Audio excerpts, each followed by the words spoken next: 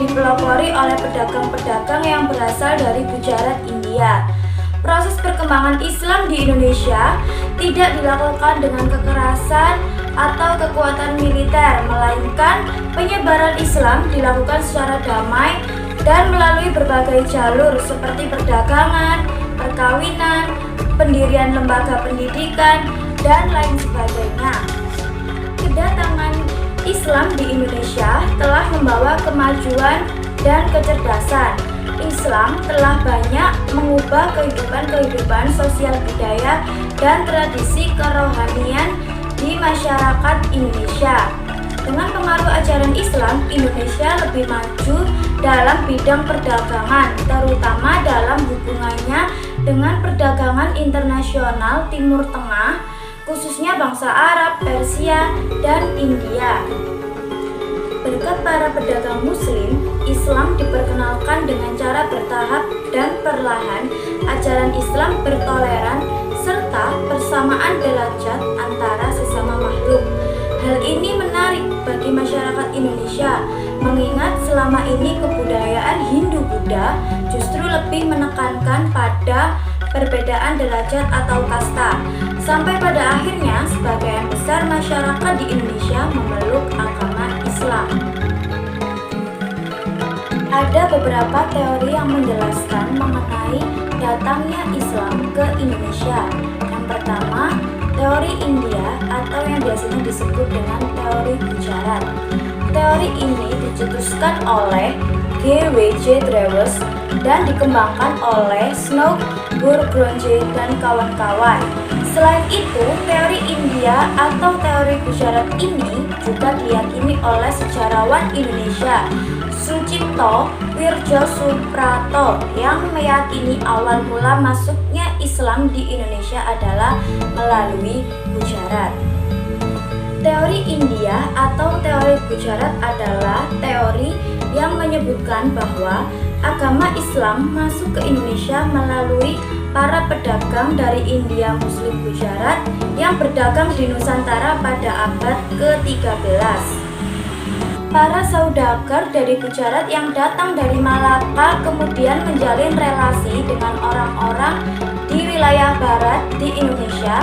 Kemudian setelah itu terbentuklah sebuah kerajaan Islam yang bernama Kerajaan Samudra Pasai. Banyak bukti yang menguatkan teori Gujarat ini, salah satunya makam Malik As-Saleh yang merupakan salah satu pendiri Kerajaan Samudra Pasai. Corak dari batu nisan Malik As-Saleh sangat mirip dengan batu nisan yang ada di Gujarat. Bahkan, salah satu makam Wali Songo, yakni makam Maulana Malik Ibrahim, juga memiliki batu nisan khas Gujarat seperti makam Malik As-Saleh. Yang kedua, teori Arab. Teori Arab merupakan teori Islam yang menyebutkan bahwa Islam masuk ke Indonesia langsung dari Arab pada masa kekhalifahan. Teori ini didukung oleh J.C. Van Leur hingga Buya Hamka atau Abdul Malik Karim Amrullah. Pada bukunya yang berjudul Sejarah Umat Islam yang terbit pada tahun 1997, Buya Hamka menjelaskan bukti-bukti masuknya agama Islam di Indonesia. Bukti yang dimaksud Buya Hamka ini adalah berupa sumber dari naskah kuno Cina yang menyebutkan bahwa sekelompok bangsa Arab yang bermukim di pesisir barat Pulau Sumatera pada tahun 625 Masehi. Selain itu, di kawasan tersebut merupakan kekuasaan Kerajaan Sriwijaya. Juga ditemukan batu nisan yang bertuliskan nama Syekh Rukunuddin yang wafat pada tahun 672 Masehi. Ini juga didukung oleh T.W. Arnold yang menyatakan bahwa pada masa itu bangsa Arab merupakan bangsa yang dominan dalam perdagangan di Nusantara. Kemudian mereka menikah dengan warga pribumi dan berdakwah di Nusantara.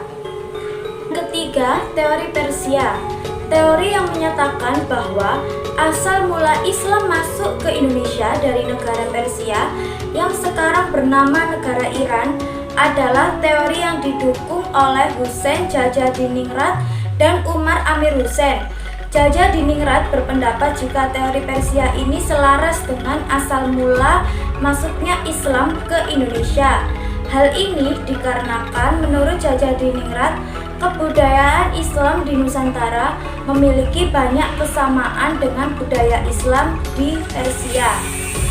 Salah satu contoh kebudayaan Islam di Nusantara yang mirip dengan kebudayaan Islam di Persia adalah kaligrafi yang ada di makam Batu Nisan di Nusantara. Ada pula beberapa ritual keagamaan seperti tabot di daerah Bengkulu dan tabuik di daerah Sumatera Barat yang hampir sama persis dengan ritual keagamaan di Persia yang diadakan setiap tanggal 10 bulan Muharram. Akan tetapi, seperti yang kita ketahui, aliran Islam di Persia merupakan aliran Islam Syiah, sedangkan aliran Islam yang berkembang di Indonesia adalah aliran Sunni, sehingga teori Persia ini dianggap kurang relevan dengan fakta yang ada. Keempat, teori Cina. Teori Cina merupakan teori yang menyebutkan bahwa ajaran agama Islam masuk ke Indonesia berasal dari Cina.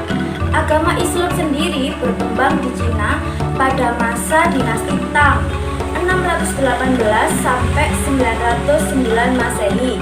Islam masuk ke Cina sendiri dibawa oleh panglima muslim yang bernama Sa'ad bin Warsah yang berasal dari Madinah pada masa kekhalifahan Utsman bin Affan.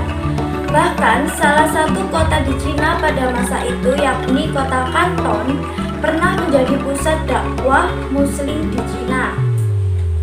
Dalam buku Islam in China yang ditulis oleh John Oberle menyebutkan bahwa relasi orang-orang Islam dari Arab dengan orang-orang di Cina terjadi pada tahun 713 Masehi. Masuknya Islam ke Nusantara juga diyakini bersamaan dengan banyaknya migrasi orang-orang Cina Muslim ke Asia Tenggara, terutama wilayah Nusantara yang kebanyakan memasuki wilayah Sumatera bagian selatan pada tahun 879 Masehi atau abad ke-9 Masehi.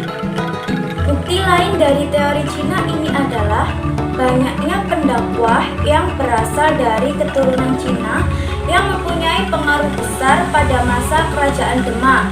Seperti kita ketahui, Kerajaan Demak merupakan kerajaan Islam pertama di Pulau Jawa. Adapun buku sejarah yang ditulis oleh Nana Supriyatna yang menyebutkan bahwa Kesultanan Demak didirikan oleh Raden Pata yang merupakan putra dari Majapahit Islam ini. Selain dengan berdagang, ada juga penyebar agama Islam yang murni memang berniat menyebarkan agama Islam dengan cara berdakwah. Salah satu contoh penyebar agama Islam di Nusantara yang sangat terkenal adalah para wali songo. Banyak yang meyakini bahwa Islam masuk ke Indonesia pada tahun 700 Masehi atau pada abad ke-7. Hal ini dikarenakan dari catatan Cina kuno menerangkan bahwa pada masa itu terdapat perkampungan Arab atau pemukiman Arab di daerah pesisir barat Pulau Sumatera hingga ke sekitar Selat Malaka. Para wali songo tidak hanya menyebarkan agama Islam dengan cara mendakwah, namun juga mengajarkan Islam dengan cara mendekati masyarakat pribumi dan berbaur serta mengikuti adat istiadat dan kehidupan sosial budaya di Indonesia. Di Kalimantan, Islam masuk pada abad ke-18. Hal ini terbukti dengan ditemukannya makam Islam kuno dengan batu nisannya. Sedangkan di wilayah timur Indonesia, Islam masuk melalui Sulawesi yang pada masa itu merupakan salah satu daerah yang memiliki kerajaan Islam dan tempatnya pun strategis untuk jalur perdagangan di wilayah timur Indonesia. Sejarah masuknya Islam di Indonesia menurut catatan. Banyak catatan-catatan yang menyebutkan bagaimana awal mula Islam masuk di Indonesia, kemudian membawanya, bagaimana pengaruhnya terhadap masyarakat di Indonesia dan lainnya. Bahkan, catatan Islam masuk ke Indonesia terdiri dari berbagai teori yang masing-masing teori juga menyimpulkan bukti serta pendapatnya. Misalnya saja catatan dari Cina yang menyebutkan Islam masuk ke Indonesia pada masa abad ke-7 atau tahun 700 Masehi, di mana pada masa itu merupakan masa perdagangan antar negeri dan jalur Nusantara ini juga merupakan jalur yang strategis untuk pelayaran perdagangan pada masa itu. Sumatera juga menjadi wilayah di Nusantara yang menerima penyebaran agama Islam terlebih dahulu dibandingkan dengan pulau lainnya atau daerah lainnya.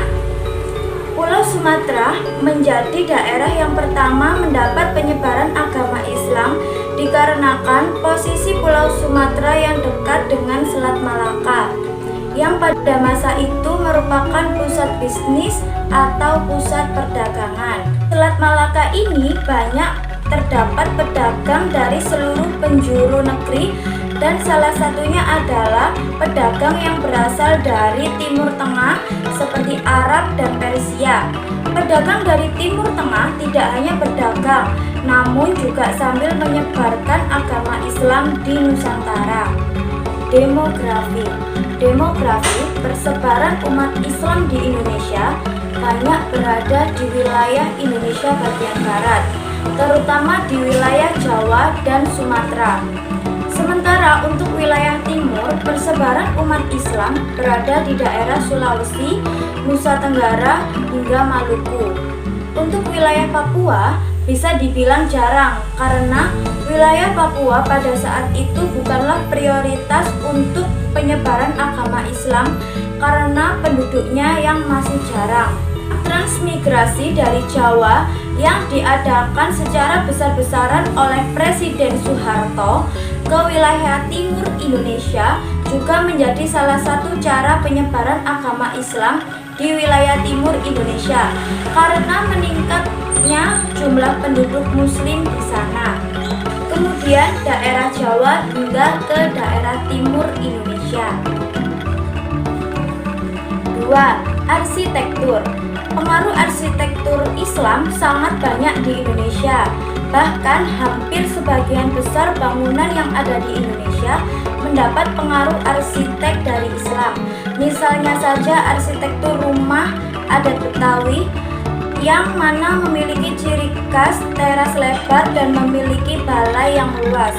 Balai yang luas dan teras yang lebar biasanya difungsikan untuk tempat berkumpul seperti untuk mengaji, berdakwah, berceramah, dan lainnya yang berhubungan dengan ajaran umat Islam. Salah satu arsitektur peninggalan Islam yang merupakan asli dari peninggalan Islam itu sendiri adalah masjid. Masjid merupakan tempat yang digunakan untuk beribadah oleh umat muslim. Arsitektur masjid dimanapun sangat kental dengan suasana Islami dan budaya Timur Tengah. Namun, ada beberapa masjid yang mencampurkan arsitektur dari kedua kebudayaan. Akulturasi kebudayaan inilah yang menyebabkan bentuk masjid menjadi unik. Misalnya saja Masjid Cengho yang menjadi masjid dengan arsitektur Cina, bahkan berbentuk seperti kelenteng atau pagoda. Ada juga masjid-masjid di daerah Jawa yang memiliki arsitektur mirip dengan pura agama Hindu. Masjid di Indonesia sekarang ini memiliki bentuk yang beragam, mulai dari arsitektur bergaya tradisional, modern, minimalis, hingga masjid dengan arsitektur mewah. Sebagai negara dengan penganut Islam terbesar, Indonesia memiliki jumlah masjid yang sangat banyak, bahkan hingga ratusan ribu. Pengelolaan masjid di negara Indonesia sedikit berbeda dengan negara lainnya, terutama di Timur Tengah. Jika di negara Timur Tengah, masjid banyak dikelola oleh pemerintahan. Di Indonesia, masjid biasanya berdiri sendiri atas swadaya masyarakat dan menjadi tanggung jawab masyarakat sepenuhnya. 3. Politik. Sebagai negara dengan mayoritas penduduk umat muslim, maka keadaan politik di Indonesia tak lepas dari pengaruh Islam. Solidaritas antar negara Islam di dunia pun sangat tinggi, bahkan saling bahu-membahu dan saling membantu serta membuat kerjasama di berbagai bidang untuk mencapai kesejahteraan bersama. Namun, meskipun bisa dibilang negara Indonesia adalah negara Islam dan mayoritas penduduknya muslim, Indonesia tidak menerapkan sistem pemerintahan syariat Islam layaknya Arab Saudi. Indonesia menerapkan sistem demokrasi dengan Bhinneka Tunggal Ika-nya. Meskipun begitu, ada salah satu provinsi di Indonesia yang menerapkan syariat Islam dalam peraturan daerahnya, yakni Provinsi Aceh. Usai reformasi 1998, kebebasan berpendapat dan kebebasan warga negara untuk mengutarakan pilihan politiknya semakin mudah dan berkembang. Pada masa inilah yang dinamakan dengan masa demokrasi. Pada masa demokrasi ini banyak bermunculan partai yang berbasis Islam karena tidak ada larangan oleh pemerintah untuk mendirikan partai yang penting sesuai dengan syarat-syarat yang diajukan oleh negara. Partai-partai berbasis Islam bahkan masih eksis hingga saat ini dan berkembang cukup besar. Selain partai berbasis Islam, juga terdapat banyak organisasi masyarakat yang berbasis Islam bermunculan. Organisasi masyarakat berbasis Islam ini juga memiliki pengikut yang cukup besar dan biasanya melakukan pertemuan-pertemuan dan kegiatan Islami lainnya ketika memperingati hari-hari besar Islam. Nah, itu tadi penjelasan dari sejarah masuknya Islam di Indonesia. Semoga bermanfaat. Wassalamualaikum warahmatullahi wabarakatuh.